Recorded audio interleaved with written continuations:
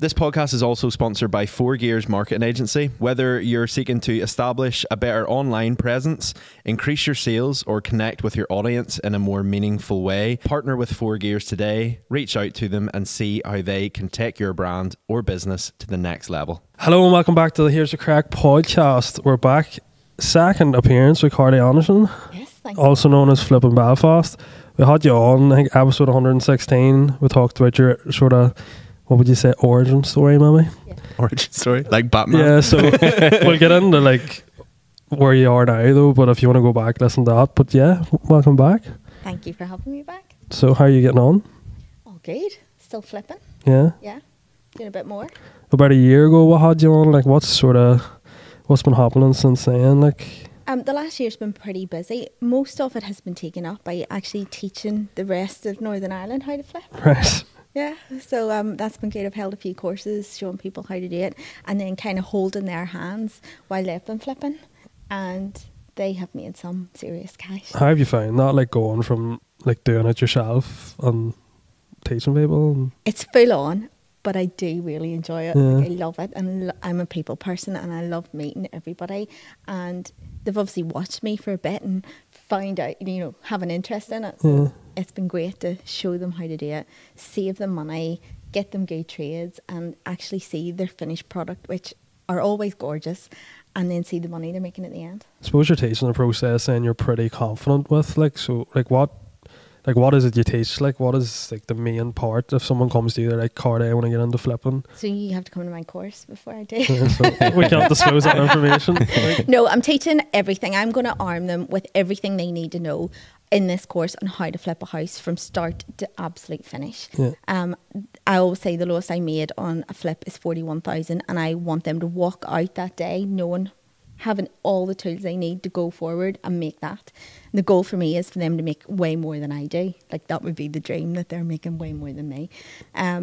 And they're making fantastic profits, and I teach them the start, how to find that property, how to fund that property. I give them all my trades and suppliers that I use, so they're trusted, good prices, you're reliable. And then I go through some deals with them, stack the deals to make sure they're on the right track, and then just pretty much all the tips from like selling, staging. I suppose like you mentioned finding a property. I feel like at the minute people are talking all about how hard it is to get a house just in general. Like what would you sort of say to that in terms of like, oh, I can't find anywhere, like it's tough at the minute? That's all I hear, and I think that's a big reason why people come on the course. Yeah. Because they just say, I've been looking for years and I can't find one. And to me, if that's where you are in it, then you don't understand yet the process, you don't understand the numbers, you don't understand how to stack a deal for it to make you money, and you probably don't understand the sale prices at the minute. You maybe know what they're up for sale for, but you don't know the actual sold prices at the end. So that's where I love to hear them say that, because I feel like I could go onto one of the property websites now and find 5. What do you mean, like the sale prices? Like, so if you look on Property Pal, for example, one of my last houses was up for 220, and it sold for 250. Yeah. So people say to me, oh, well, 220, sure, there was only 25 grand profit in that. But I'm like, it's sold for 250. So therefore, you've just missed out on an extra 30. Yeah. More than you thought. But you know when you put that up, you're going to get more. Yeah, I do. But sometimes when people look in, they don't realise what they're going to get, because we are in a country here where we can't see like previous sold prices in the rest of the UK. Is there apps and stuff you can use for that? I've seen them over in England, but I've never really seen anything Not over here that you can. There's some legality here that you can't tell. That's just a typical Northern Ireland. Isn't it? Don't want people knowing what you pay No, for things. don't tell them your business. Yeah. So it's really difficult. And when I tell people who are in property in England, oh no, we don't know that the prices went forth, they're like, how do you do what you do? And really, it's getting out there and speaking to people, viewing houses, keeping in touch with estate agents. Like, honestly, neighbours will tell you, everybody will tell you what, do you know what they got for their house? Just finding out as much info as you can, and if you're nice about it, they will tell you. Even if they don't tell you the actual price, they'll tell you a grand either way, so it gives you a good idea. Well, I think we sort of covered this in depth in the last podcast, but just like quickly, like what, like you're saying about you could find like 5 houses to flip, like what are quickly, like the things you look for? Like, how do you find them? Looking for a house. Well, there's loads of things, but I'd like a house that's fallen through usually, so it's a motivated seller. What? To To me is like a turn off. Is it? Yeah, our house fell through. Right, okay. But I was a bit like, fuck, why did it fall? You know, you're always thinking in the back of your head, why did it fall through? What was the reason? Did they get to a certain stage and they're like, seeing something, they're like, pull out? But is everybody thinking that then? So when people are running away from an opportunity, I'm kind of running towards it. Do you know what I mean? So, and do you know, I've had one fall through before, and do you know why? The couple split up. Right. So people might think, oh, I'm buying that house that's fallen through. There must be something wrong with it. But like, is there not even things like say you were selling your flat to me and I was trying to buy it, but you were moving house and you you'd had an offer accepted for the house you want to move into. Yeah. If your house fell through, would mine not? If you wanted to stay in your flat, would that not fall through? Well, I suppose if that's, you're using that money from that house, isn't that right? To pay for the house. But like, you would have no house. Yeah. If you're trying to buy a house. Uh-huh. I don't know why I've talked over here. Say you're I'm lost. But like, I'm trying to basically say, like, another reason the house could fall through could be like you were going to buy a new house. And like, it didn't happen. And it didn't happen. So then if I was trying to buy your flat, The chain breaks down. would that fall through? Yeah. Yeah. And that can be reasons. But here in so Northern Ireland, like, this is from estate agents, this is not from me, like 2 out of 3 houses are falling through. Is that right? Yeah. Seriously? That's what estate agents are telling me, so I don't have actual facts to back that up, but a lot of houses fall through. What and is I'd the main say reason for my them? Like? best buys have been ones that have already previously fallen through. And yes, you're right, some instances it is because there's something wrong with it, which is great for me because can I fix that? You know, if I said to you, you're buying a house and somebody goes, oof, the roof's a leak, you'd be like, oh gee. Yeah. Wouldn't you? You know? Yeah. And I might not want to replace the roof, but I might get somebody up to look at it and they go, oh, it's fine, it just needs fixing, it might be $2,000. Well, I know it's a lot smaller expense than, say, buying a property at 10 grand more. Like. Yeah. I suppose, what other sort of things would you look out for then whenever you are sort of buying a house? I'm looking out for pretty much the location has to be perfect to get a lot of people in to view it, because I can fix anything inside the house, but I can't fix anything outside it. So I'm making sure that like there's outdoor space, even if it's an apartment, a balcony or something. I'm looking for it to be near things, coffee shops, parks, that kind of thing, schools, transport. So I'm looking for that first of all. It doesn't put me off things needing done, but I definitely don't go towards houses that are really inexpensive, like really cheap, you know, like the 79,000 ones that everything needs done. It's a false economy because it might be at the cheap end of the search engine, but you're going to spend so much money on it, it's not going to be worth it in the end.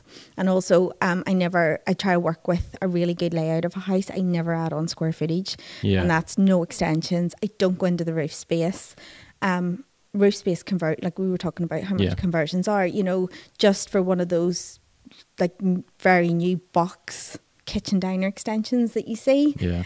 Currently, they're 60 grand at least. Yeah. You know, that's a lot of money. It's eating into your profit too, I suppose. Yeah, then. That's 60 grand. I might get 60 grand back, but I won't get any more than that back on it. So it's broke my heart dealing with all the tradesmen having to do that, planning permission, building control, and just the time and expense taken to do it. It's not worth it. Try and get a good floor plan that you can maybe rejig things. The last house that I flipped, I changed it from a 3-bed to a 4 with a walk-in wardrobe because it was the layout that was there. The space was great, and then I was able to move stud walls reasonably cheaply to create a better layout.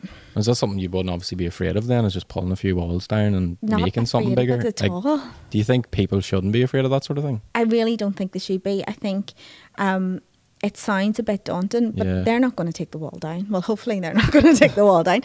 A stud wall really to take down and make right, it's not going to be more than £1,000, and look at the difference it's going to make to your space. So like the apartment I'm renovating at the minute is I've opened it up, kitchen, living, diner, because it's kind of that nice social space. Yeah, that wasn't much to do, but if it is a supporting wall, you know, you're not looking any more than 1,500 for somebody to come in, support it, put the beam in, do the building control and clear off. Yeah, you have to do all the work around it, but it's not that much, and it adds so much value. If you think of those little galley kitchens, and then when you open that up, that wall into the dining area, and you can get the long modern kitchen with the island in front and the seats. Does that add much extra value? Like, I'd say well over 20k, 30k Really? in all my houses. Just to Yeah. more or less put a wall through. Yeah. That's mental. Well, it's not just the wall because you can't just leave it like that. So you Yeah. have to then put the gorgeous Cool. kitchen and the lovely flooring and do all the rewire and everything. So, but it adds so much value onto it. That's where you're going. That's where you're going to make your money. Yeah, and is the likes of like say a one bed something you'd stay away from? That My last buy was a one bed. Really? Yeah. So in Hollywood, one bed flat, Yeah. Hollywood High Street, and I'm about 3/4 the way through the renovation at the minute. So have I bought one before? No, but this is my first, and I'm going to try an Airbnb in it. So I thought a one bed might work. Yeah. Was it risky for a flip though? Like a one bed, I suppose it's sort of a smaller market maybe you're looking at, whereas the likes of maybe a 3-bed, you get like families and stuff. And I think it's probably a smaller market, but I think if you do a quality product, you'll still make a good return. yeah, yeah. And then I suppose maybe moving into the flipping, or not moving away from the flipping, Yeah. and into the rentals. So what way are you sort of working that now? So I have a few rentals that at the minute are just vanilla rent, which is just the bog standard. You rent it out to one person and they pay it, and that's it. And then this is going to be my first one that's going to be Airbnb, or service accommodation as they call it. I'm going to have a go with that and like to step into some of more of the corporate stuff. There's lots of opportunities here in Northern Ireland for it that I don't think people are taking. Showtime, HBO are coming here to film down at Titanic Studios. Yeah. They need accommodation for all For actual like actor staff and accommodation crew, and stuff, for them to come over and stay here to film things for 10 months at a time. Yeah. You sort of mentioned that the last time you were on, I remember. Like, what, like, is it still the case? Like, why isn't no one, like, sort of seizing that opportunity, I suppose? I think that's a really good question, because I feel like you could ask that in every industry here in Northern Ireland. Like, what are we doing? Why aren't we seizing all these opportunities? I'm like, could do that, could open this, could do that. Just don't have the time. But there's so much more we could do here. And when you look at rentals, typically in Belfast now, I'm not saying all of them, but a large proportion of them are not particularly nice. Laminate floors, magnolia walls, like, somebody's old couch, and we'll just throw it in that apartment or rent out, like some old leather couch. These guys are coming from America and all around the world. They're not used to it. They want a really nice product, and they're willing to pay good money for it. So some people have. I do mean, like, there's places to rent. Is there just like the people coming over wouldn't stay in them type of thing? Like, they're just not up to quality, basically. They're Like. looking for a better standard. Like, they're probably staying in hotels or whatever. Some are staying in hotels, but if they're staying for 10 months, can you imagine staying in a hotel room for 10 months? That would drive you insane. So I'm trying to find places here that are suitable for a corporate market. There's not that many. Yeah. What sort of time frame is that too? Like, they're sort of staying in them houses 10 for? Is it months. 10 months? Yeah. And there's other things as well, not just the TV stuff. There's like guys from Europe who are working on the Northern Ireland Protocol and things like that. They're come over and they've been given, a certain budget, which is pretty generous, to find somewhere nice and expected to be in a pretty good area. Loads of actors and stuff come over though. They want to like bring their families as well. Like you're not just gonna want to, like, a hotel's fine if you're like going and traveling for like your standard work, but if you're like relocating pretty much for 10 months to film, you want a home away from home type thing. Yeah. I was just going to ask you, like, what for people who are like out there at the minute, because I know a few people who have like bought a house. So I know one couple have bought a house down Portrush to kind of Airbnb, and then another couple have kind of bought to rent. I suppose, like, for most people at the minute, like looking at, for your standard, they have a 9-to-5 job, pretty reasonable salary, but they want to like kind of increase their income by, via property. Like, what would be like the number one go-to that you would recommend? Because you've obviously got, I'll buy this property to Airbnb, I'll buy this property to rent, or I'll buy this property and flip it. I suppose, does it depend on if they're looking fast cash, then flipping's the best? It depends on what you want. Cash price returns. Is it long term? Is it short term? Some people say to me, this girl said to me, if I could make 60k in one flip, I would just be done. My husband's, I think he was in the police, and she had an admin job, and she was like, Carley, if I just made 60, I would never do it again. I would have 60 in my bank account and I would be set. I would be happy. If an appliance broke down, I would have the money there. And I'm not personally thinking about that all the time. So it depends if you want that cash pot, or are you looking for a long-term kind of strategy. Yeah. So are you happy to invest the money now and then let it return over time. a long time? But there is another way. You can kind of do both. And we talked about that. It's, buying a house that does need flipped, renovate it, bring it up to a really good standard, and then refinance it. Mm-hmm. At what it's worth once you've done all the work to it, and then you take your money back out and rent it. So you're kind of back to the start again. It's called buy, refurb, refinance, rent. You're back to the pot of money you had initially at the start, and then you're still getting the rental returns forever, infinity. You still have a good deposit in the house if you want to sell it, or apartment. So I would kind of recommend, if somebody was sitting on the fence, that they do that. Okay. And you could do it again and again. Even if you did one a year of that and you worked with the same pot of money, you could just keep going for as many years as you wanted and build up that portfolio. Even whatever pot, say, I'm just saying 30,000 because it kind of seems like a standard, but you take that back out and start again, take it back out and start again, Mm-hmm. Is it hard to get mortgages again and again though? Like do you mean as in, like, you buy your refinance, you remortgage it, get that money out, and then you go and get another mortgage? Like, will the banks just keep firing you the money? Like? Yeah.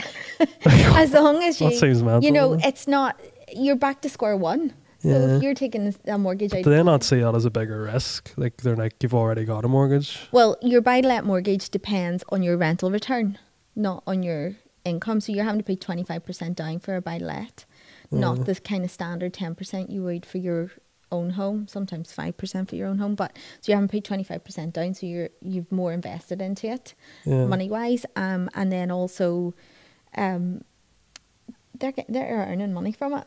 They don't mind. Now, after you need to do your homework, like 1, 2, 3 in your own name, then it kind of moves into somewhat a different territory. Once you've more than that, you'd be needing to set it in a limited company, speak to a property tax specialist, property tax accountant, things like that. Yeah. Another question I had is, I think we've talked about this before, is like, if you buy, like, so say I bought a house and like lived it just a normal mortgage, but then I wanted to let that out, is that easy done? Yeah. You don't have to change it over to a buy-to-let mortgage? You do have to change it over. You do have to advise. You have to pay like a deposit then? You can tell them, but you can have, I cannot give financial advice.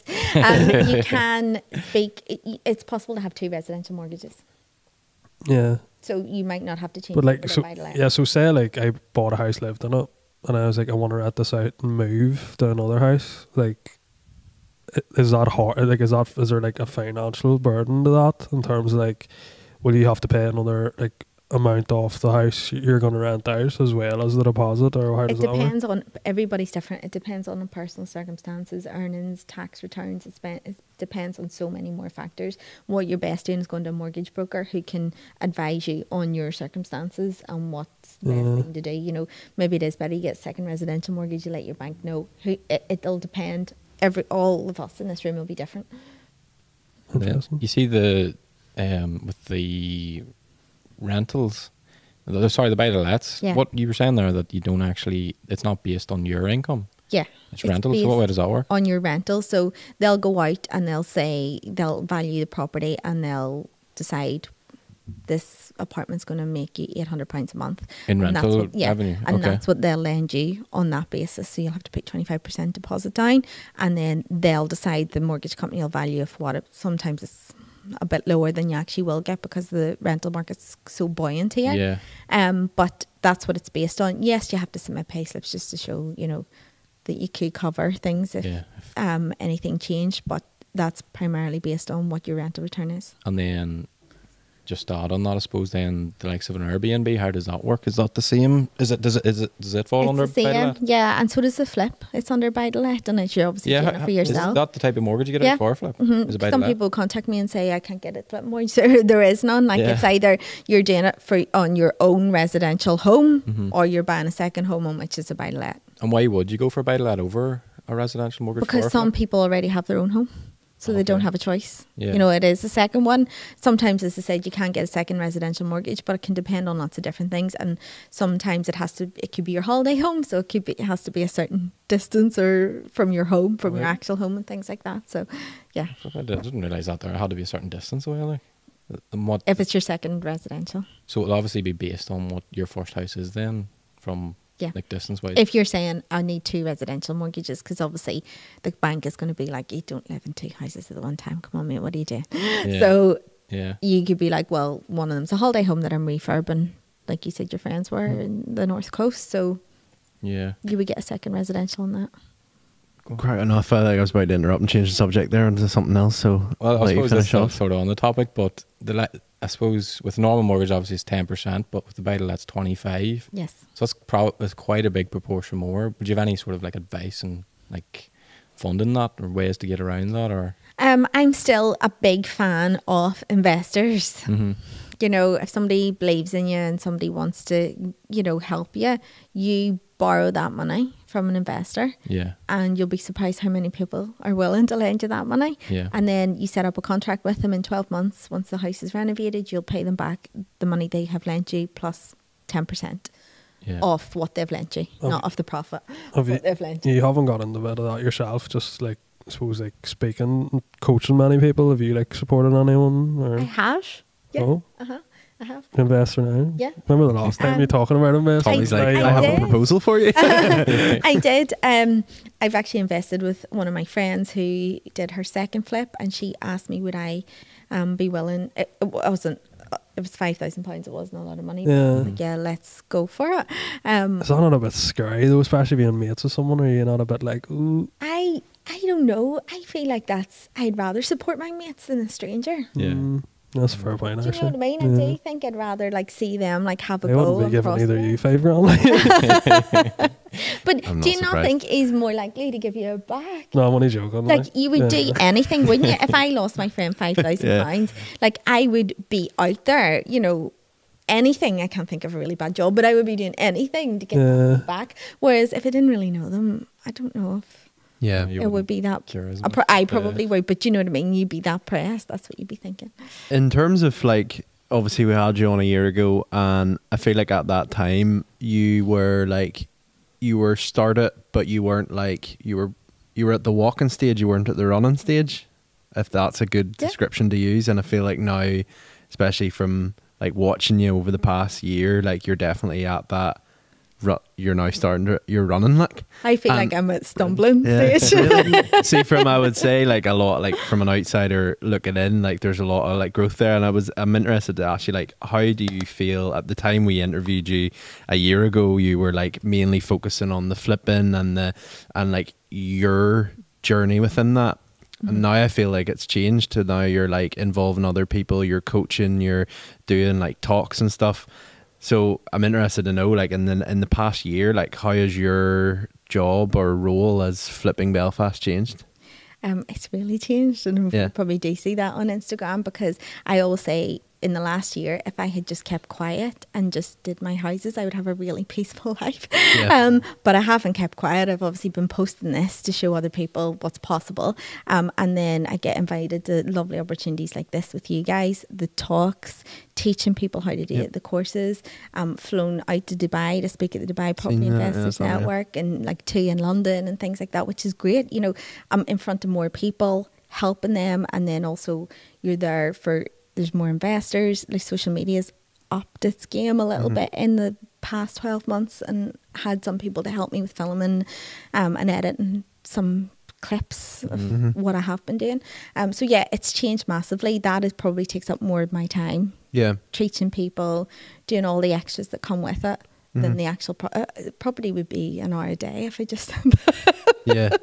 Because at the time we had you on, I felt like Flipping Belfast was all really about like your personal journey within the topic of flipping and you kind of sharing, whereas now it's like you've went into full blown coaching and talking, and I'm just interested in that sort of curve, because like even now, like the confidence that you have, is you can definitely notice it. So it's cool. Is that always something you thought you wanted to do, or is that kind of almost came as a bit of a surprise over the past year? It's come as a bit of a surprise in that I never set out to do it, but I always definitely had an interest in it. Like, I don't even think I said this to you, but like about 6 16 years ago, I presented a show for the BBC called Blast in the Box, and I loved it. But in typical Northern Ireland fashion, I was like, oh, it's not a steady job. It's not like steady pay, so I should go and get a normal job. And that's when I went off the civil service and got a normal job. But I always kind of had an interest in that kind of media side of things. And I think social media has allowed me to kind of explore that a little more, and then open that up to, you know, with other people, helping other people, and showing, we were talking about the younger kind of generation going into schools and talking to them about financial awareness and mortgages and property, and that they don't have to go and get a 9-to-5 job, that there are other opportunities out there. Yeah, that you've kind of answered the question that I was about to ask, which was, as you've been doing this over the past sort of couple of years, like what's the main things, and you like dabbling into like the coaching and the speaking and stuff, what's been the main thing from your perspective that you've seen come up which you just want to like grab the person and scream, or has there been like a reoccurring theme of? I think it's a reoccurring theme here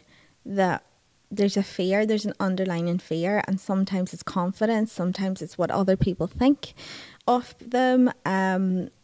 What will my friends say? Oh my goodness, I don't, you know, they don't want to step out of that box. Yeah. And it's really prevalent, I feel like, here in Northern Ireland.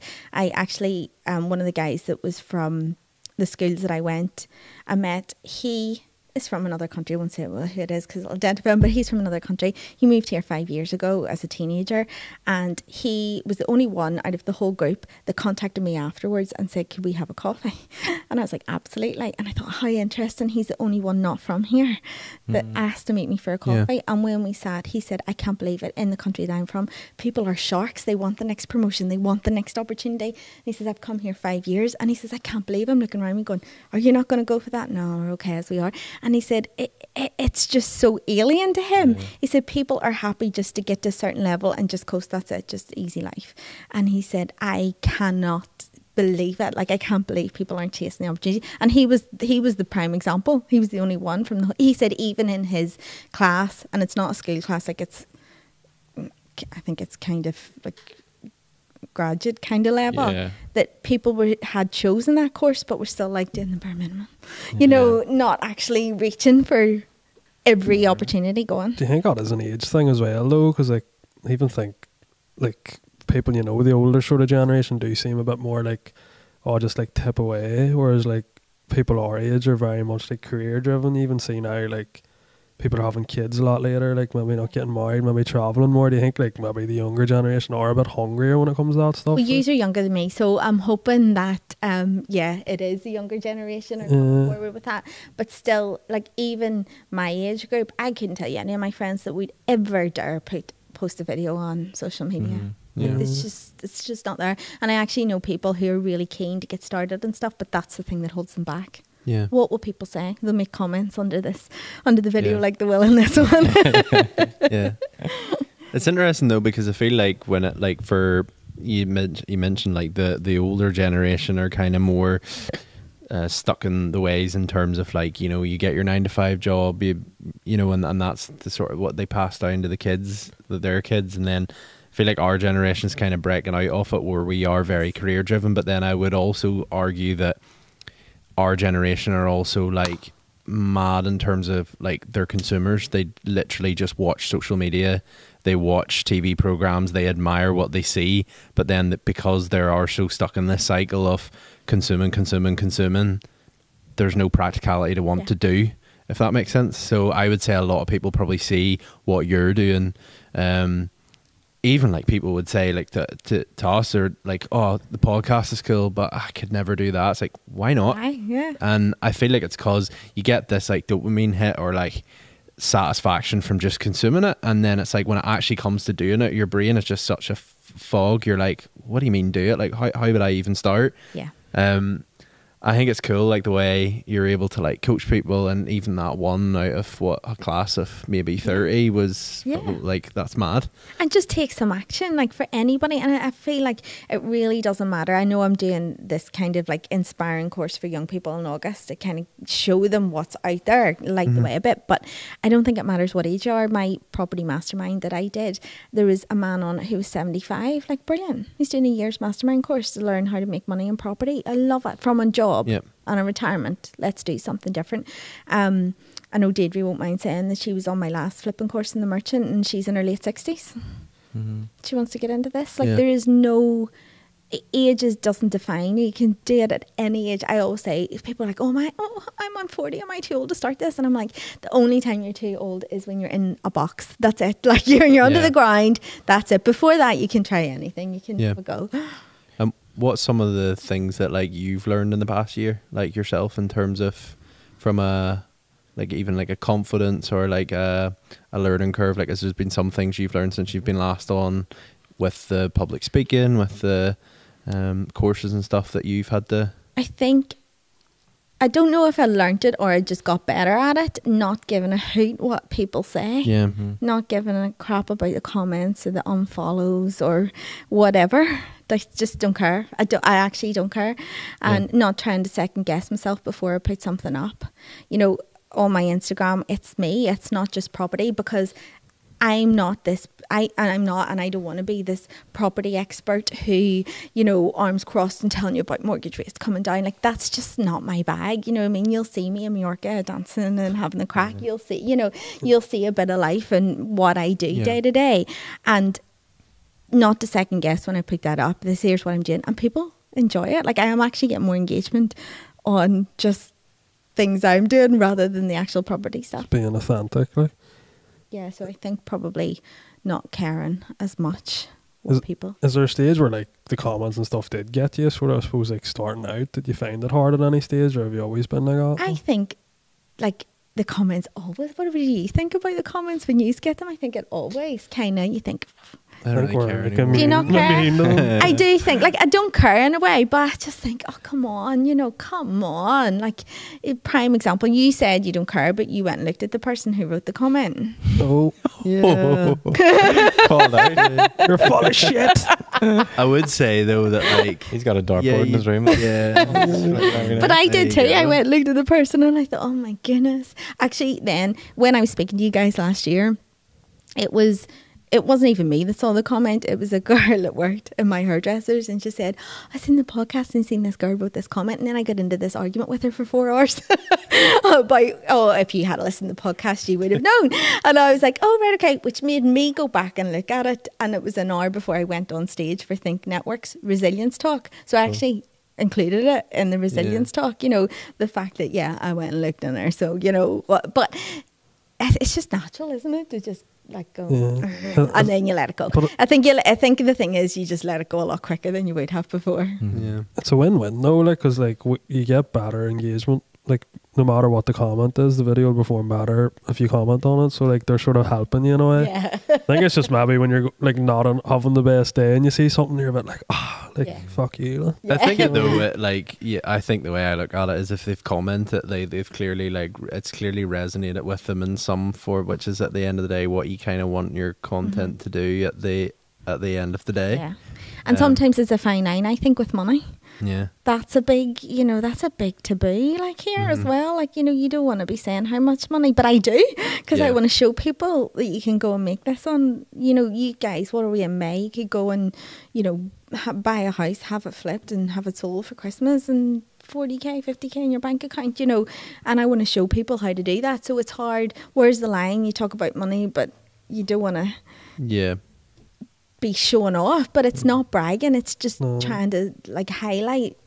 But I'd almost respect that more, because like I feel like you have people who go on and they're like almost like don't want to say, and like you're like, how can I trust that you know what you're on about? Like, you just have to say, you just have to be, the more transparent you are, and I'm willing to like answer any question, talk about any money, whatever, you know, say what I used to earn and how that could literally be, that's what I've put up. And you know, I don't know if it's going to work out or not, but I've posted on Instagram that this flip that I'm doing at the minute, this 1-bed apartment in Hollywood, the goal is to make 1,800 net profit from it a month, because that is the average wage here in Northern Ireland. So I want to clear 1,800 a month and see where that goes. And that's the goal. And now I don't find myself afraid of saying that before I've done it. At the start, I was putting the flips up after and saying, this is the product and this is what I've done to it and this is how much money made. Brilliant. But now I'm confident enough to go, I'm going to give it a go. Let's see how it works. You know what I mean? And people want to see the story, don't they? Yeah. I suppose since we had last had you on, we probably would ask you stuff like, what was your biggest flip? Has that changed, I suppose, in the last year? I am actually, it has changed. So I can't remember what it was then. Neither can I. I think it might have been 75 net then. But I have flipped a house and I actually really like it, so I've decided to live in it. Yeah. And I've had an estate agent out to value it, and it should be over 100 net. That's Once class. it's sold. But in the meantime, I am living in it because I'm about to start building my dream house. So I'm going to stay there and settle myself until the house is built. Have you had many flips where you have been like, I don't really want to sell this? Like you like it that much? Do you know, as soon as they're all done and they're sitting perfect and the viewers are about to come in, I'm like, oh, I love it. I don't even want anybody to come in here.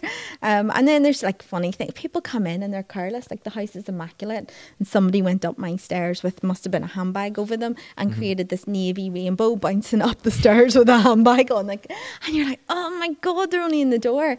And then somebody came in to take the shoes off and put their two hands on the wall like that, and two big dirty handprints trying to take the shoes off. So like at that point, but also you kind of got the thing where if somebody came in and rented that, then it would be even worse. So you're like, yeah, let's get it sold perfectly as it is and get it moved on. I suppose that's a good thing to go into. Like, what are, like, we've obviously talked about the good stuff. Like, what is some of, like, the frustrations you face, even, like, with the coaching as well? Frustrations with the house would definitely still be trades. Still? Oh, Yeah. my Is goodness. it, like, because, like, we sort of chat about this, how hard it is. You obviously know because you're, like, doing work at the minute, but, like, it's really hard to get people, like. It's difficult to, like, I have a good team who come back and forward, but there is some instances where one just goes completely off the rails if something's happened in personal life or whatever, and you feel like you're tearing your hair out, like, when are you coming back? So that's always a challenge, and it always will be, and people are very fearful of that because a lot of people have been burnt in the past with trades, so that puts people off immediately. And also those are kind of the guys that are buying my houses. They, you know, I think I said to you last time, like, a lot of the purchasers are downsizers, so they're cash rich. They don't want to be dealing with trades. They just want to put their stuff in and they'll pay the money for it. Is that, like, a thing, like, people are maybe selling houses because they're struggling to do it up because of that? Like, is that a silly question? There might be. What, is there, like, a theme with, like, certain trades? Like, is there, like, a certain tradesman? Calling out I who's can't the say worst. this No, I because don't they'll mean, never like, come back to me. calling out a specific person, but, like, is there, like a specific trade that is just higher in demand or, like, harder to get people, like?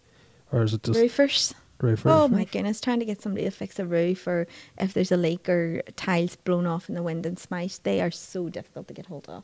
Yeah. I have a great one now, but they You're not telling call me. anyone? Yeah, I'm not telling anyone, but they are really, really difficult to get hold of. Yeah. And the challenges with the courses, I feel like I want to make sure that everybody that comes on my course gets so much from it. Like, my kind of goal of it is that they make back the money they've spent on the course through my advice, or using my trades in them cheaper, or me getting them a better deal on a kitchen. Or something like that. So that's my personal goal. And some people just do a course and just, that's the course, I've told you, see you later. But I do have something in me. I'm like, no, I have to make sure, like, these people loved it and they got everything they want from it, and we've set up a WhatsApp group and chat after and everything. So I really want to make sure that, and I go back and I film and I go meet them and see their houses at the end of the day and stuff. Just, it's mad though that that's all some people need, is a bit of a kick in the backside, because I know, like, whenever we bought the house, like, it was a scary time because you're in uncharted territory. You didn't learn, like, mortgages or anything like that at school, and you're always like, I remember buying the house, and then the 6 months to a year after buying my house, and now most of the, like, hard work's done, that I always, like, I was actually chatting about this with Lucinda the other night, like, you were always living with this, like, eyes in the back of your head mentality. You're like, is he screwing me with this mortgage stuff? Is he screwing me with this, like, putting down carpets? Like, little things that you're constantly, like, thinking, because it's so uncharted, you don't know, like, what you're getting into. and it's a massive thing to go into blind. Yeah, and then you kind of feel like a dick because you're sitting there going, is this just me? And then everybody around you, especially, like, the older generation, are going, what do you mean you're hiring someone to get put down laminate floors? And I'm like, well, I'm going to hire someone to put down laminate floors because I'm not taking 3 days off work to do it. It's like, not a wee Malone Road, you know what I mean? there. But, like, at the same time, then, like, I always thought it was like a me thing, but then I have like friends who are buying houses and they're like asking me questions. They're like, how much did your painter charge you? Like, am I getting screwed here? And like little things like that. And now I'm like, well, I've had, like, my friend was about to hire a painter and told me how much it cost, and I was like, no, absolutely not. Like, it was like, what you but isn't it mad, the things we don't know? Yeah, and it's a real frustration for me, because I know at school how much crap you learned that I have no use for now. And then you look back now and you're like, why wasn't, like, even little things just about like mortgages or like financial planning, things like that there, which, like, I mean, I was lucky, but like whenever it came to buying the mortgage, there was so many times I walked out and you were like, what did he say? Yeah. What does that mean? Yes. And then you start getting emails from solicitors and they just talk in a completely different language. Absolutely. But Absolutely. it is scary. I suppose that's why a lot of people don't want to, and especially like a lot of people now, I don't think realize that hiring the tradespeople are actually, yes, some of them may be hard to get, but they're actually a godsend in some scenarios, because they do the work. You just have to pay them, I suppose. And at the start, some of my tradesmen were recommending other tradesmen, so that's why I find the plumber, and that's why so that was great, and they had worked with them before and could trust them. But you are going into a completely unknown, and there has to be a bit of trust there, or relying on people who have come before you. And it's mad, like, that's one of the reasons I really want to go into schools, and have been, just to kind of make them aware. We were talking, laughing that, I thought at 30 I was going to be living in this like £2 million house down the road, and you do think that at school. Maybe it was me. Was I in our head? Like, you just think that. And it's only when you sit down with them and say, no, okay, if this job you want to do, this earns you £45,000-50,000 a year, this is what you have to put down, this is what mortgage they would give you on it. And they're kind of like, oh, right, and I get them to open up the apps and look at Property Pal and Property News and go through and say, which house could you afford? And then they're kind of like, really? That's what I was going to ask you, like, if you could get into changing curriculum at schools, like, what are some of the things that you would be like, this needs to be taught? I think, I don't know if anything has changed on curriculums, but 100% mortgage, like more financial, like kind of literacy around, around property, as well as, another kind of wealth strategy or wealth dynamic. Nothing's being taught like that. You're taught to go to school to make the money every month, to pay the bills every month, but there's nothing for actually building wealth. And I mean, it doesn't have to be property, it could be a million other scenarios. Are they teaching in schools about social media and how that can make you money and things like that? I have a lot of young people that have the confidence to join either property webinars or come to talks that I'm speaking at in Belfast, and they are young, like 17, 18, 19, and they come and brave enough to chat to me at the end, and some have come and seen my houses, and they've went off to try and make money, for a deposit for a flip, and they have made serious money in the last like 12, 18 months from setting up businesses on social media. And I think, oh my goodness, like, this needs to be, other people need to be shown this, and people need to be taught how to do it. It can't just be like a kind of secret. How hard is it to build a property portfolio? I think it's pretty easy to build a property portfolio. It's just say you wanted to like have like 5 houses renting out. Like, how long do you think that would take? 5 houses. If you were pushing it hard, you could do it in 2 years. Yeah. Okay. And what would that be a month? If you were just taking your good old time with it, one a year, you could do. How much money do you think you could be making a month? Like, say you had 5 houses renting them out. Like, how big's your house? How long's a piece of string? But like, I'm trying to think if I could, like, say I was like, Carley, I want to be making 30 grand a month from rentals. Okay. How do you do that? From rentals. Okay. So what you're going to do is you're going to have to, if you're starting off with one pot of money, well, forget about, you're going to need a little bit of money to get you started. But if I was you, what I would be doing would be buying a house, adding value to it, refinancing it, taking your money back out, and service accommodation it. Belfast is like getting easy £120 a night for something decent. Do that. Keep doing that until you have your 30 grand or whatever it is you want a month to live on. You don't need 30 grand a month to live on. I'll just pick the number. Like, I know you don't, and that's the difference. Like teaching people the difference between I could financial. be chatting off to Dubai every weekend. You don't need 30 grand for that. So financial independence and financial freedom. You know, people say once I make 10k a month, then I'll give up work, or then I'll do this, and you're like, but what do you earn at work now? And they're like 2. And you're like, okay, well, when you get to 2, then guess what? You can quit work. So that might be one apartment in Hollywood. So you get 2, you quit work. Guess what? That frees you up 160, 70 hours a month to actually do nothing, if that's what you want to do, or work on something, or, you know, work on the next one. How are you going to get to the next one? And it's not, the freedom is the 10k, 30k maybe, but for independence, it's just covering your salary. And like, what motivates you? Do you have like goals where you're like, I want to be hitting this, or how do you keep going? Yeah, I do. I'm really goals oriented. Like, and I, you know, set my start of the year, like every quarter I have like a vision board. I know exactly what I want to do. But I think the main goal that started me off was obviously wanting to build my own house and having enough money for it. And that has been blinkers towards that until now. And now that it's starting, I kind of feel myself like recalibrating and going, right, okay, where am I going here? Like now that's happening, and touch wood, I nearly have all the money for it. Like, what's the next step for? Are you worried like how you'll feel after that? Because like you hear like sports people and all talk, like once you actually like win like the trophy or like get that prize, you're sort of like, don't know what to do now. No, I think I'll just be loving it, sitting in my bum. Is there another thing you have your eye on, or anything else you're sort of working on? I just obviously I want some like time out. You know I'll just move on to the next thing, right? So I have my eye on somewhere in Spain then. I was like, I was going to say, did you have a story up here looking at holiday homes or something? I saw this house and I was like, oh my God, I'm in love. Oh no. Here we go again. So it'll be something. I'll move on to the next goal. I'll move on. And I know that, even though I tell myself lies and I say when it's a really busy week and I feel like crying and arguing with everybody, I say, see, when this house is built, Carley, you can just sit there and just not do anything all day and go for a coffee. I'm lying to myself. And also the property thing's very addictive. So I know, like I'd say, no, that's it. I say things like, oh, in 5 years I'll not be doing property. I'll just be living off the income. I'll be sitting, scrolling, going, oh, that's a good renovation.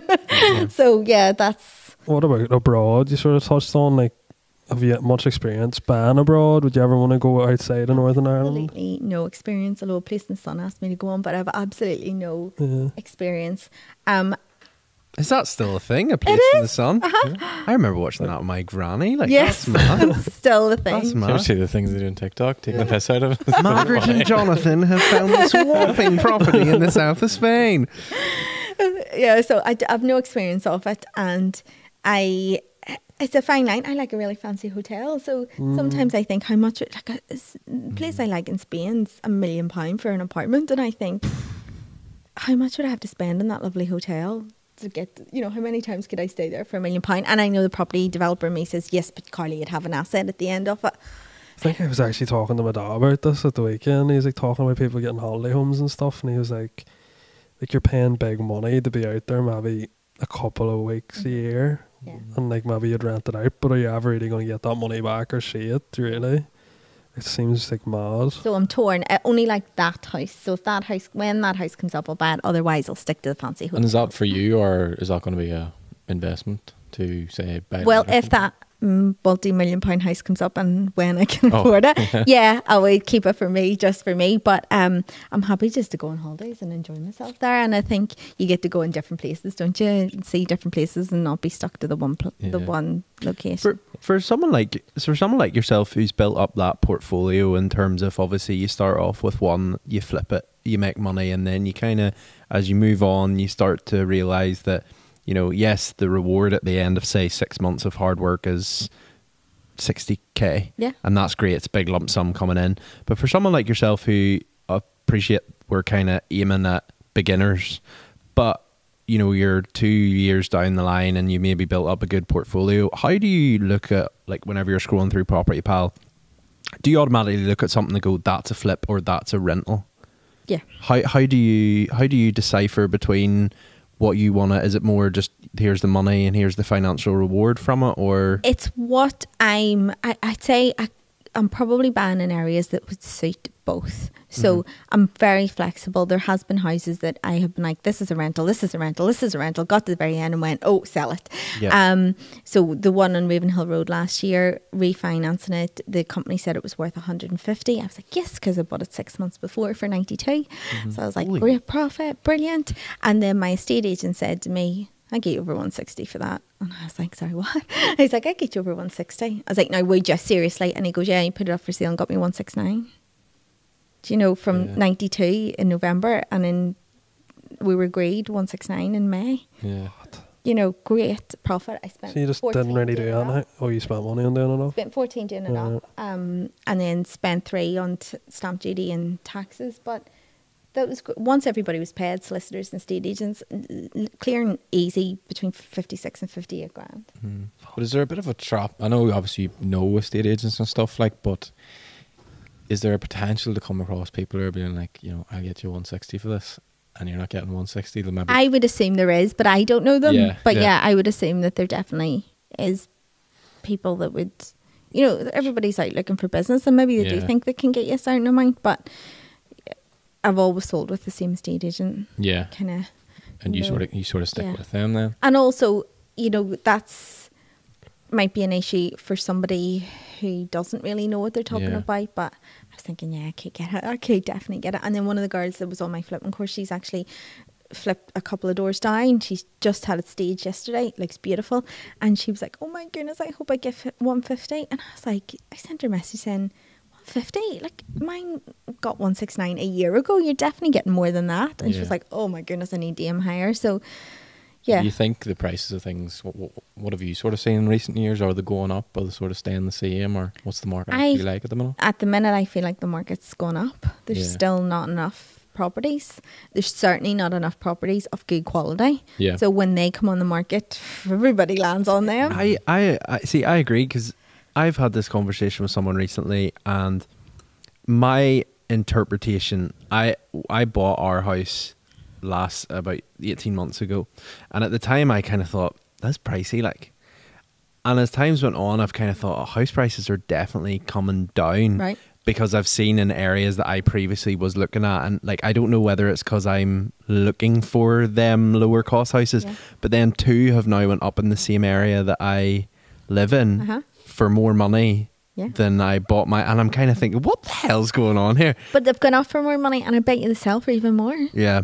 Oh, yeah. Cool. The only thing I've chatted, I had this discussion with one of the guys that lives in the same area as me, and I kind of asked him about it, and he said, I really regret the decisions that I made within and his property, because whenever me and Lucinda bought our house, we kind of done the general paintings, so redid the banisters, just brought it all up to like a nice spec, and the guy who used to own the house actually seen it and went, wow, I didn't know this could be like this.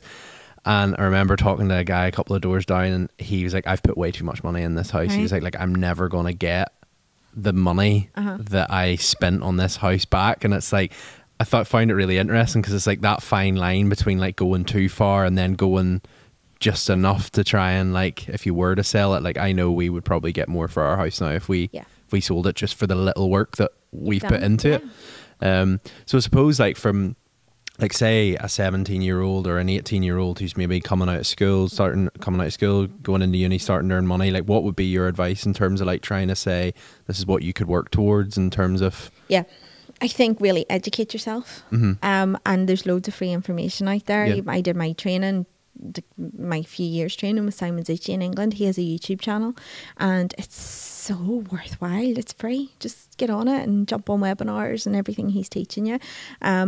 There's other people out there doing it, not just, you know, I offer free advice on some of my Instagram and things like that, and Abby Hookway, she does flips. So just suck in all that free information you can.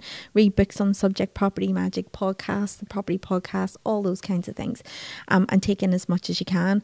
If you're confident enough, go to networking meetings here in Belfast. You don't have to talk to anybody if you don't really want to. You can go and have a cup of tea, listen to the speakers and move on. But it will just plant those seeds and give you a general baseline of knowledge to start you thinking, yeah, I could do this, and how you move forward. And seeing other people doing it, I think, is such a bonus. Seeing local people doing it, it just really makes you think, actually, I could do that too. You know, if they're doing it, I could do it. Yeah. Yeah. It's an interesting one because I think when you do look at it, it is the way you talk about it. It is pretty straightforward in terms of how you can do it, and there is ways out there. And I think that's one of the things, obviously, like you're trying to push for in terms of kind of giving people that wake up call. And it is straightforward. We're not doing brain surgery. Yeah, we are making a house pretty. Like that's the end Yeah. of it. We're fixing any problems and making a house pretty. And really, you're not doing it. You're not tiling it. You're not putting that laminate flooring down. Somebody else is doing it. You're just going to manage it and pay for it, right? And maybe even somebody else is going to pay for it, and you're going to pay them back. So it's not difficult. It is so doable. Get a bit of baseline information. And also what I find is, you know, once there's like a great kind of network of property people here in Northern Ireland, if you're on social media, reach out to them. Would they go for a coffee or just give you some information over? And everybody will gladly help. Like everybody's been so helpful to me and welcoming and really lovely, and I like to pay that back for. Do you think because it's like such big numbers in terms of money, people overcomplicate it and think it's harder than that it is? Like it just is sort of like scary in a way. Yeah. Some I think big numbers really do scare people. Like I'm going to pick on my dad again like I did last time. But he's like, I can't comprehend those numbers you're talking about. You're just talking about them like this. But it's scary to me. And I was like, don't use those words. It's not. It's exciting. It's fun. Like, you know, let's get away from that fear kind of energy around everything. I think Ross touched on something interesting there, like about people putting too much into the house. Like, is there like sort of like a line you have yourself where you're maybe like, I wouldn't do that, like I wouldn't go too far? Yeah. And this is where I think it's going to be a real difference from me building the house to me actually. So I'm going to want to do those things to my house, but I've been so used to, you know, the fine line between making it lovely and then going that extra media walls, you know, that kind of thing that just, you don't need it. The house needs to like absolutely perfect. Quartz granite worktops, you don't need it for a flip. You know, you can put in like the wooden ones or composite or laminate or something like that. So I think those kinds of things I recognise really quickly that, and don't get me wrong, like once or twice I have put like the quartz in a flip and stuff and I've immediately regretted it, but I think knowing not to go too far with that, and then seeing with like too far with the renovations, like the extensions, the roof space conversion, you know, full garden refurb, like try and do the garden yourself if it's possible, you know, that kind of thing. How much can like you say, like doing a place up, like how much can like Ross is saying there, like a lick of paint and like maybe just redoing like the trimmings and stuff, like wee small like aesthetic things, like how much can that really make a difference in terms of the value of the property? Can it make a big difference, or is it not really? I'm going to tell you my ballpark, and this kind of might like help out. So I always thought I wouldn't do a flip if it wasn't going to make me 50,000 profit. Right. That's my thing. It's a lot of work, it's a lot of effort. I'm not doing it if it's 50, but now I've kind of changed my mind on that, and I will do a light cosmetic if it's going to make me 25. Right, okay. So a light cosmetic to me is a new kitchen, which really is an easy one. People are like, oh, kitchen's easy. It's a scary one, done in a couple of days. You said home base, was it the last time you go to? I love home base. The classic Shaker kitchen, absolutely best value going. So a kitchen, new flooring. I mean, I work with Martin Phillips. They offer great quality laminate flooring. That's where I got mine. Oh my goodness. So like 13. I went back and got my carpet off there as well. There you go. Exactly. I had a really good, solid experience in Martin Phillips. Me too. They're a good bunch. I walked in and do you know what it was? I asked them about the laminate flooring. I was a wee bit scared because we were having like a home office. Yes. And someone said, oh, if you have roller chairs, that'll mark the boards. Yeah. And I've been to a few people and they were like, yeah, might, you know, if you get a wee stone over it. And I was sort of saying, listen, this is one of them things. I was like, you need to have eyes in the back of your head because this is a lot of money to put down the floor. And then walked into Martin Phillips in Ballymena and was like, this is my concern. He took a key to the laminate flooring that I was looking at, scratched the absolute crap out of it. It was grand. He was like, there you go. And I was like, I'll have that in whatever square meter I need it, that one. And I just said, listen, I don't care. We need that one. And it was brilliant. Yeah, brilliant and reasonable and helpful. And, you know, so those kinds of things I would do, and do a quick kind of cosmetic one and want to make 25 on that. That would be kitchen, flooring, painting, and that's not changing. Would you spend, like, you'd be talking less than $5,000, would you? I'd be wanting to spend probably between 8 and 10, really. And you're making 25. Yeah. It's mad. What about And the 25 is the net profit, like after I paid everybody back in the trades and paid Martin Phillips for the carpets and paid everybody. And then 50 is my minimum. Like, what would you be talking then? Would that be like so what we were talking earlier, that would be maybe more structural, like adding I a think room that and would stuff? be like putting spots in, changing like electrics, adding sockets, changing over heating systems. So like I've previously had quite a lot of economy 7 storage heaters, so putting gas heating into it, new boiler, plastering, taking a wall down, those kinds of things. But then again, I think it all comes back to like the location. Yes. As like one thing I don't think, like the last time you were talking about it, I was sort of like, that now I completely agree, because I know how much money one could put into a house and it will just never make. Yes. There's like a ceiling in terms of like the area that it's in. Yes. I suppose Belfast is probably like a good place to focus on, or even like somewhere like the North Coast where it's a bit more attractive to live there. Yes. Outside of Belfast, like would it predominantly be Belfast you would invest in yourself? Belfast I invest in, and obviously Hollywood at the minute as well. I would go elsewhere if the deal came up. I would 100% go to it. The lady I was telling you about that came on my last course in her 60s, she I know her from going to certain mindset events and things in Belfast. I've met her a few times, and she knows what I do and phones me and said, look, I have this house in Lurgan and it's a dump a hoarder used to live in it, and I'm just going to sell, but the guy says I'm only going to get I think it was 67 for it if I sell it as it is. What do you think I should do? Just get rid of it? And I said, honestly, I need a cosmetic like little facelift. Oh, shoot, what's a lot? And I said, look, get it cleaned, get it emptied, get it cleaned, get it painted, try and get new flooring in it. Her Velda owned a carpet company, so brilliant done. And she phoned me and she was like, it looks so much better, I'm going to put it up, get the estate agent back. And I was like, could you stretch to getting it staged? And she was like, oh, I don't know. And I said, please get it staged. Would you recommend I'll do if you say so? And I said yes. And she went and got a stager, and she phoned me when the girl had left, and she said, I actually now want to move into this house in Lurgan that I hated. What do you mean staged? So a company comes in, there's a couple of companies here now in Northern Ireland, there wasn't when I started, that will come in and dress that empty house. So they will put beds, bedside cabinet, lamps, things in the kitchen, set and then a remove table. it once 6 weeks.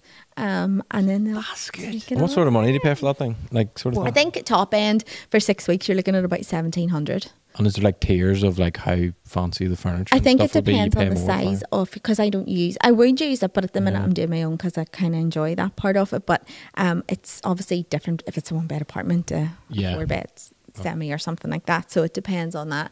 And at the start, like 4 years ago when I started doing this, there wasn't people who were offering that. It was like an American thing, but now we have 4 or 5 people here in Northern Ireland that are offering that service, which is great because that is hard work and sometimes people don't have the eye for it. So the lady dressed it for, staged it, and she got the estate agent back, and who told her to sell it for 67, and he couldn't believe it, and he put it up for 99,000 that Friday.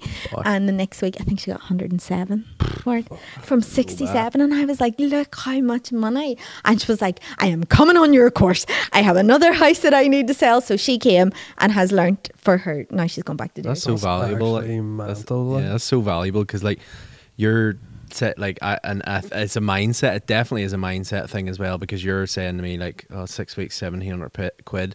I don't know whether it's like counting under a man and me being like, I'm not paying 1,700 quid for that, but then if it's going to make you another 20 8 grand or more, you'd be like, God, it's worth it. It's definitely going to make you more than the 1,700 back. You think you walk into a house and it's sitting perfect and the lamps are lit and the bed linen's all ironed and folded down and everything's in its place where it should be. You are selling a lifestyle. You're selling a sexy dream. Somebody's going, I can imagine myself having coffee in here on a Sunday morning, or my Christmas tree will go over there. That's what you're selling. But it's even the photos as well, like property panel and stuff. Like people stop and look at them. Getting people actually booking. Past, yeah, because when you go in and you look at like the bare bones of a house, it is quite hard. Some people would like that, but like it is quite hard to try and go, this is my vision for it. That's interesting. Like. And I'm going to say I'm going to be completely sexist here and say a lot of men who do flips do grey carpet, white walls and don't finish it off. So it's a cold, empty house. And and they're missing a trick, because I just think you have done the hard work. I can see you've put new heating system in. I can see you've replastered and spotlights and a gorgeous new kitchen. Why fall at the last hurdle? That's kind of seems to be for such a small amount of money. If you can't do it and you can't see it, let somebody else come in. Yeah. And I would really recommend it for anybody that's actually even just selling their house that looks a bit dated and tired. God, it just makes the world of difference. Yeah. Would you ever get on the stage? No. No, because I just think it's so, see the girls that do it, they are amazing. It's so much work. They have a van, they have to go and buy the stuff, they have to, get people to carry it in, set it up, take it away again. I think they do offer the option that you can buy it, which I do obviously with my furniture in my houses when I stage my own, but you can buy it at the end of the day, but usually they take it away then. It's a lot of work. It is really... It's really hard work. So no, but again, a part of my course is to teach people how to stage their own houses. Yeah, and obviously you can do things to sort of make a house look better and stuff, but is there anywhere in particular in Northern Ireland you wouldn't buy in, location wise? Yeah, I wouldn't buy anywhere that I think, first of all, for Airbnb, I wouldn't buy anywhere that there was flags or murals and things like that up, because it automatically rules out really people coming from the south of Ireland coming up. This is kind of fear around it, even if it's a decent enough area. Also, kind of estates where it's maybe one side of the community and not the other, I wouldn't, because I want as many people through that door, and if I'm already excluding 50%, no. So those would probably be it. But I mean, if there's a bargain to be had, I can't think of somewhere bad, but if there's a bargain to be had, it depends on the money, doesn't it? At the end of the day, somebody's giving you a house for $4,000, you're going to take it, whether it's no matter where it is. So I don't think there's anywhere in particular. I'd kind of, for flips, try and stay away from really rural areas. Yeah. Why is this just sort of a longer process for selling stuff? It's just a smaller amount of people who want to buy in that area, maybe, and you don't want to limit your numbers for a flip. You want the world and his wife coming in to see this gorgeous house, and then you want them bidding on it. Yeah. Sorry, something I was going to say earlier. One of the estate agents, Jared McClinton, so the Belfast estate agent, I don't know if you follow him, he puts up the house that he has up for sale, and this is the price he's putting up for, and then he tells you in his stories as the week goes on all the offers he's got for it. Really? So you used to have ring in and ask what the offer is on. It's so educational, it's so worthwhile to watch, and I don't know who's selling them, but I'm so excited for them. I'm like, oh my god, they got 20 grand over already, so it's great to watch that. And if you are flipping, that gives you a good indication of what's going on in the market or that area. And again, that helps you when you could be missing out and stuff. He had one up, I think, that sold over 30,000 more than he put it up for, and if people are looking at that as a kind of research baseline for that area, they'd be like, oh, that house is only up for 120. Sure, if I flipped one there, it wouldn't be that much profit, might be 15-20 grand, but it went for 30k more, so they would have missed out on 55k if they don't know what it's actually selling for. So things like that. Also, I think Templeton Robinson put the current offers on their website. What is it? So, but it's under each house, so you have to obviously go and look at it. But more people should be doing that here. We need a Northern Ireland Zoopla. That's what I'll do. Forget the stage, and I'll set up a new Northern Ireland Zoopla. I didn't know that hadn't been set up yet, so might get in there before you.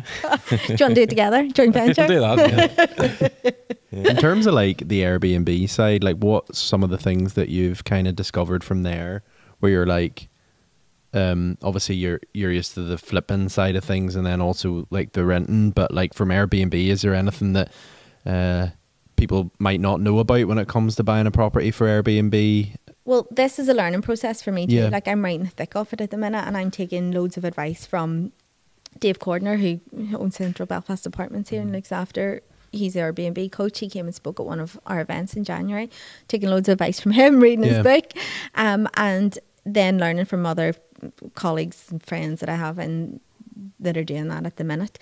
But I think just with knowing the area and finding out from other people what they're making on Airbnbs is probably a good place to start. I'm gonna have to go and buy everything for it. That's gonna be a new thing for me, which I haven't really had to do before, spoons and plates and all the rest of it, but I'll figure it out. Also, I'm really keen, I haven't left a job years ago to take on another job. This isn't a job. I'm not going to be exchanging keys, changing bed sheets, cleaning. You know, there'll be a whole team to do that. It'll be handed over to a letting agent to manage that for me, and they get their cut. Brilliant, because that saves me from a job. I'm all for paying everybody what they're worth and, you know, spread it around, get it done, and then you end up still with a healthy profit at the end of it. Do you think there's a benefit in getting someone to do it, like who is professional in that sort of field, and maybe even saving yourself some time to allocate 100%. elsewhere? You don't want to exchange one job for another. And I think that as well with the rental, you don't want to be called, like, just hand it over to somebody who knows what they're doing. And I would say that of anything, but just leave it to the professionals, whether it's somebody coming in to do a builder's clean, whether it's somebody who's going to manage your rentals or Airbnb. Just do the bed sheets, and somebody's coming in to do that. Just hand it over to the right people, pay them their money, and it's a really efficient process then. We don't want more work than we actually have to do. We're trying to like manifest a passive income here. So I was going to ask you, like, over the past while, like, how do you balance all this yourself? Like, from because obviously you went down this entrepreneurial side where you used to work in the civil service, and you start flipping properties, now you're renting, and now you're public speaking, and it's like you've built this brand. How do you manage all of it? I think it looks really busy, but I don't think it's as busy as it actually looks. I do like take a lot of time for me. One of the big goals last year for me was to take mum and dad away on holiday. So I took them away for a month to Mallorca, and we just sat and chilled out. But that was a real goal. I wanted to take them away to our favourite hotel and pay for it all.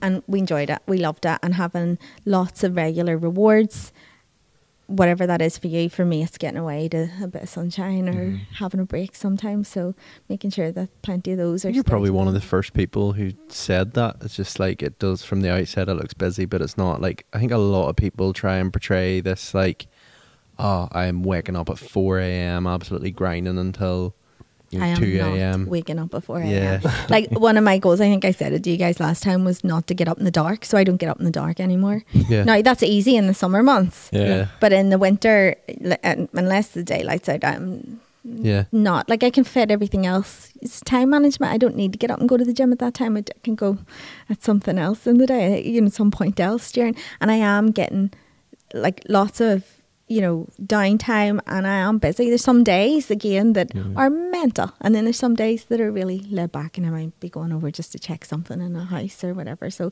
it's a good balance. How many hours a week would you say you do actually dedicate to work? To the houses or to actually working? I'd say. Say the houses first. I'd say the houses an hour a day. Really? Yeah. Like, what's it? It's five hours a week? Like? Yeah, I would say so. However, I would say the social media aspect is a lot more than that, and it's coming into play with whether I'm going to do a talk or whether I'm answering people's queries or, you know, whether I'm trying to think of posts or speak to somebody who's editing or going filming for a day. That is full on. You guys know that. Yeah, that's another job in itself. And then, you know, I do like one-to-ones where I'd go and have a coffee with people for an hour, just people who maybe don't want to come on the course or just want to chat about their specific circumstances, either getting started or if they have a couple and they feel like they've maybe done it wrong or something. So, you know, that would be here, there and everywhere. It's really varied. That's what I like about it. But no 4 a.m. starts. No 4 a.m. It doesn't agree with me. And I think you have to really know yourself. You know. But it's nice to hear someone people say it. I know not everybody that comes on this podcast, like, I got up at 4 a.m, but like it's nice to hear people being honest about like how. I think that's one of the things that actually scares people about maybe starting like an entrepreneurial journey, is that they're sort of like, oh, you know, I'm not sure, like, because they see all this sort of fake stuff out there, if that makes sense. So it makes it look busier even when you're not trying to, you know, just by you throwing on your camera and going, oh, I'm going here, I'm going there. Might only be 2 or 3 things that day, but my God, you never stop. And I'm thinking, I do. I do. Like, don't get me wrong, I'm a downtime. Like, I feel like I'm a downtime. It's spent with like a lot of my friends and my family, and I like traveling and going away, and reading like books, and like I'm really interested in what other opportunities there are out there. Maybe I won't be doing property in a couple of years, so I love learning about all that. And of course, like scrolling for ideas and everything else. Like, in terms of like what you said is refreshing there about the work and the time, but for someone who's listening that like maybe wants to get into their first flip and they're like, I don't have the time to do that, like, is that like, how long does it really take out of your day? Lying to themselves. Like, is it like realistic? Like, if you're working like 40 hours a week, like. So when I started, I was working 40 hours a week. Yeah. Civil service, Monday to Friday, 9 to 5. And the first 2 flips I did in 6 months, and I did them in evenings or weekends. It was tough. Yeah. I was really annoyed with my friends when they said they were watching Netflix and getting Chinese. I was like, I'm putting together furniture. But when at the end of those 6 months, 102 grand went into my bank account. Yeah. I was like, oh God, that was worth it. I'll do that again. You know, More let's Chinese go. for more. Yous are sitting getting fat watching Yeah. Netflix. I'm out here making money. You know, so then I bought another 2 houses. So that didn't. Yeah. That was the motivation. Maybe at that point, some people would go, "Oh no, frig that." But you know, there was a couple of months off in between selling those and buying the next ones, and then you start again. So. Yeah, and having a good team around you, you know, from solicitors, mortgage advisors. Like, no, I see a house, my poor mortgage advisor, WhatsApp him. Hi, look at this house. What do you think? Can you get? How do I get a mortgage? Send me through this. Back again. Yeah, she's back. She's been scrolling. The public speaking, the stuff like that. I'm curious to know, just as we're wrapping this up. Like, did you ever foresee that as something you would do, No. or was it just purely? And it's all come through social media. And I Yeah. really, the guys are on my course. I'm like, put it on social media, put all your stuff on social media, put it out there. Because from the social media, I didn't see public speaking, kind of coaching people, mindset and resilience, manifestation, the rest of it. Didn't see that. Didn't see any of it. Was just kind of really proud at what I created in those first 2 flips and was wanting to show it off, I suppose. But I didn't see any of this coming. Also with the social media, why I'm really eager, if you are in property, to get it on. People see what you're doing, they like what you're doing, they invest in you. I have had strangers come and ask, can they give me money to invest in houses? And then also companies come and offer me like really great, you know, gifts for the house, flooring, furniture, things like that. But you don't think it at the start. Yeah. And none of that was at the start. Like years and years ago, I presented a BBC programme, a kids TV programme, and I absolutely loved it. But the fear took over, and I wanted a really like job where I got money every month, and it was a cert, and not like these kind of jobs where it was ad hoc. And that's kind of, I left doing something that I really enjoyed and didn't look for any more work in that line. Whereas this kind of feels like, with me posting videos on social media, it kind of feels like that thread. Full circle. And I'd love to do a wee bit more. I know I did like a little show last year for Northern Ireland Homes, but I'd love to do more of that. And So I was going to ask you, what's next? You've got a lot. You've got shows coming up.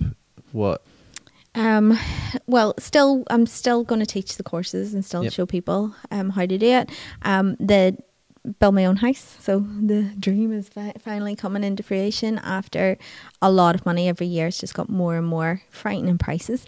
So build a house, but also with the work that I've been doing with the kind of under 25s, I'm putting on a little event on the 31st of August in Bullet in Belfast, and I'm having a lot of guys over who have made great money at a young age doing things that are completely outside of the box, and I just want to, I'm going to call it light the flipping way, and I'm going to show the guys under that age group how to make money in property, and also introduce them to the rest of the people who are seizing those opportunities. Yeah, I think it's awesome to see like what you've done in a year. Thank you. It's I don't feel like I've done anything in a year. Well, you know, I think it is like kind of when you come back after a year. Like I think that's it's interesting that we're starting to get guests on who we have spoke to. Like I know even from like looking at yourself, like from the original time we interviewed you, it was all on like you building your brand, and now it's like almost taking flight. Now it's like it's